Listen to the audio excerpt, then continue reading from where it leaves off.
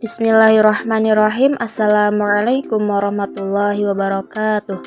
Alhamdulillahirabbil alamin wa bihi nasta'in wala umuru dunya waddin wassalatu wassalamu ala asrofil anbiya'i wal mursalin wa ala alihi wa sahbihi ajma'in amma ba'du.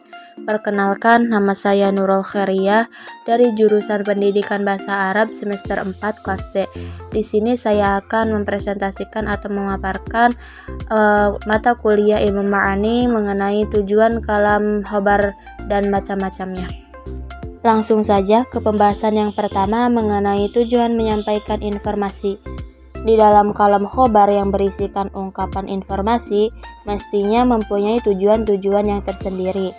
Pada prinsipnya, penyampaian perkataan dalam bentuk kalam khobar memiliki dua tujuan, yaitu yang pertama, sebagai faidah al-khobar, yaitu memberi tahu pada mukhatab yang belum tahu sama sekali perkataan atau berita yang dibawakan mutakalim.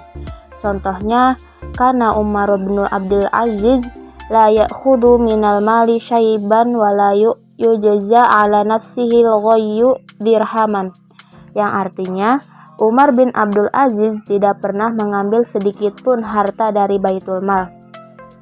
Dan tujuan yang kedua yaitu lazim al-faidah. Lazim al-faidah adalah suatu kalam khobari yang diucapkan kepada mukhatab bahwa mutakalim mengetahui isi berita. Contohnya, dahabat ilal jami'ah mutaakhiron, yang artinya kamu datang ke kampus dengan terlambat. Nah, untuk mempermudah mengingat dua tujuan ini, bahwa tujuan faidah al-khobar dinyatakan mutakalim ketika mukhatab belum mengetahui isi berita yang disampaikan. Nah, sementara tujuan lazim al-faidah dinyatakan mutakalim ketika mukhatab sudah tahu isi berita yang disampaikan. Lalu kita juga dapat melihat tujuan yang lain melalui konteks kalimatnya. Ada 6, yaitu yang pertama istirham atau meminta belas kasihan. Contoh, Robbi innani lam anziltu ilayya man khairi faqirin. Artinya, Tuhanku, aku ini sangat membutuhkan yang Engkau berikan kepadaku. Kalimat tersebut menyatakan meminta belas kasihan. Yang kedua, izhar ad-du'fi atau menunjukkan kelemahan. Contoh, Rabbi inni wahanal adamu minni washta'alu, yang artinya Tuhanku, sesungguhnya aku telah lemah dan kepalaku telah penuh uban. Yang ketiga yaitu izhar at-tahasur atau menyatakan keprihatinan. Contoh, Rabbi inni wada'tuha unsa wallahu a'lamu bima wada'at, yang artinya Tuhan, sesungguhnya aku telah melahirkan seorang anak perempuan dan Allah mengetahui apa yang dilahirkannya itu. Lanjut ke tujuan yang keempat yaitu al-fakhr atau kesombongan. Contohnya, idza balagol fitamu lana sobi takhriluhul jairul sajidin, yang artinya jika seorang anak kami telah lepas menyusu, semua orang sombong akan tunduk menghormatinya. Kemudian tujuan yang kelima yaitu at-tahdir atau memberi peringatan. Contoh, abghadul halali ilallahi talaqu, artinya perbuatan halal yang dibenci Allah adalah talak.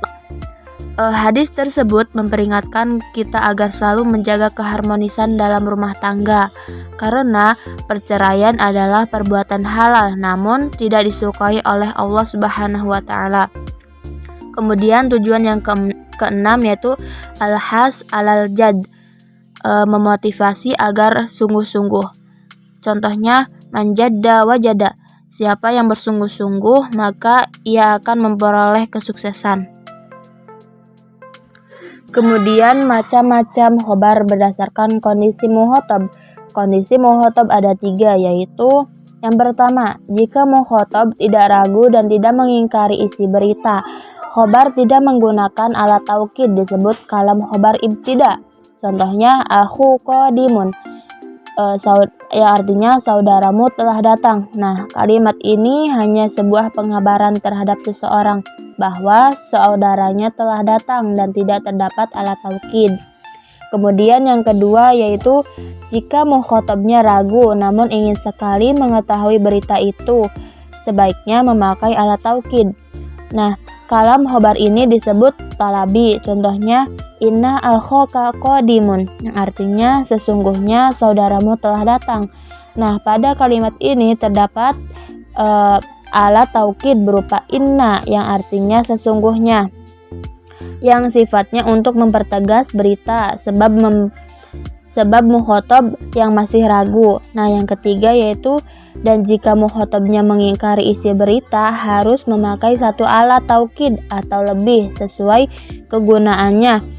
Kalam khobar ini disebut kalam khobar inkari. Contohnya wallahu inna akhaka qadimun, yang artinya demi Allah sesungguhnya saudaramu telah datang. Nah, kalimat ini mengandung lebih dari satu alat taukid yaitu wallah dan inna untuk mempertegas kalam khobari sebab mukhotob mengingkari mutakalim. Mungkin cukup sekian materi yang bisa saya dapat sampaikan mengenai tujuan kalam khobar dan macam-macamnya. Kurang lebihnya mohon maaf.